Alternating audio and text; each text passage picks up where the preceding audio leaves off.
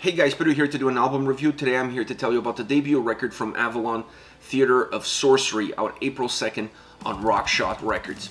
This album has 11 tracks, 63 minutes in length. This band is from France. They bring influences of prog, power, and symphonic metal, and this is a concept record. A record that tells the story of the sorcerer Adam Willstorm as he struggles to master his powers and bring light to the kingdom of Avaland. That is the backdrop behind this record. Now, once I got into the album, I felt like the structure of this record was too linear. For an album that has this concept, that has this storytelling aspect, that's supposed to take you from the first song to the last song, keep you engaged, keep you moving, and allow yourself to learn more about the characters, learn more about the story itself, you really need a structure that morphs and bends depending on where you are within it. This record, I didn't get that sensation from it. I got the sensation that from a pure structural perspective, you could change the order of the songs and nothing would be changed. So that is perhaps a little bit of a knock on the overall production of the record, on how everything is put together, because you don't just have to tell a story from a lyrical perspective, you also have to tell the story from a musical approach. And from a musical approach, I felt that this album felt a little bit too flat, too linear from the structure that it holds, from the structure that it's put together, in order for you to feel fully engaged with the album and not just feel like you're listening to a story, but you're actually living the story. So this album lacks a little bit on that front. Once you get into the soundscape of the record, the first thing that I notice is that this album is really well executed. The sound is crisp, the sound is clear, you can understand exactly what they were trying to achieve, what they were trying to do. You can digest all the different elements that are put together on this album. You can really appreciate what each and every single one of them has to offer to the overall quality of sound, and then obviously you can digest the big picture or the full picture of the album when all of them come together on each and every single song. Having said that, the overall sound lacked a little bit of depth. It lacked a little bit of a cinematic approach. If you have a concept and you're telling a story, once again, the story has to be represented across three different elements: the lyrics, the structure, and the overall soundscape.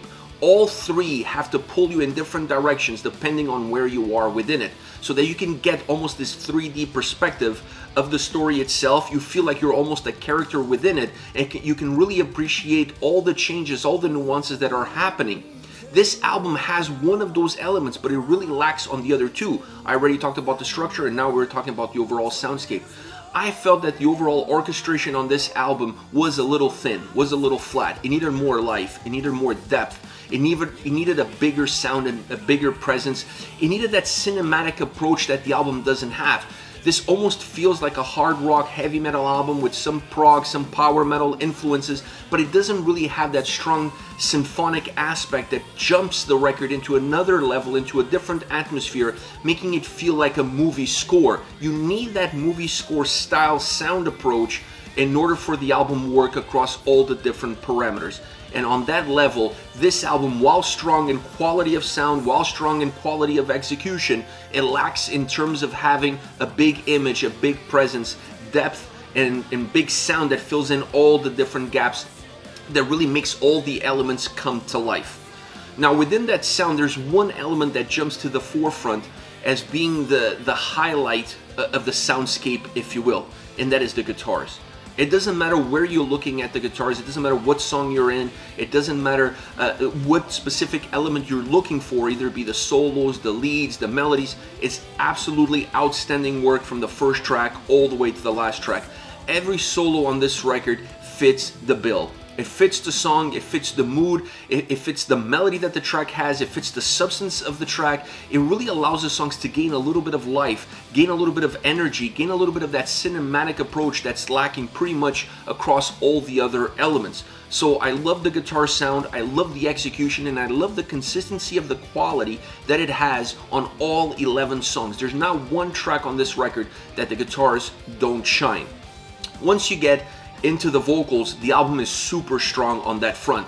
I mean, this is an album that has a lot of guest appearances, including Ralph Shapers of Primal Fear and Maddie of Nightmare. So you have a lot of different guests, you have a lot of different styles, a lot of different vocalists coming in, playing the different characters within the story. So from that perspective, that helps you understand where you are and where you're going and who the characters are and the nuances that they bring in terms of the storytelling aspect of the record. So from a vocal perspective, this is a very strong album across all the different elements. I like the nuances. I like how they merge different vocalists within the same track. Not always an easy thing to do when you have different styles and different deliveries, but they did it flawlessly throughout the record. You could really get a grasp for who's who within the story itself. I love the backing vocals. They added a lot of depth at times, even creating a little bit of heaviness and volume, which was really important as well. So flawless execution as far as the vocals are concerned. Now, overall, this is an interesting album. I mean, this concept, this idea of this concept is not new. This is not fresh. They're not reinventing the wheel. But this is a different, it's a different goal to reach. It's a very difficult goal to be able to attain. And I felt like they fell a little bit short of the finish line. This record, in order to really work, you need to have all the different elements working at the same quality of approach. You have to have a structure that ignites the lyrics, you have to have lyrics that are gripping, and then you have to have a sound that makes those two elements come to life. And this record kind of falls flat on two of the three main core goals that you should set yourself when you're putting together an album like this. Having said that, it is a debut record. There is always room for improvement. There's always the ability to learn from your mistakes and progress and become better as you move along.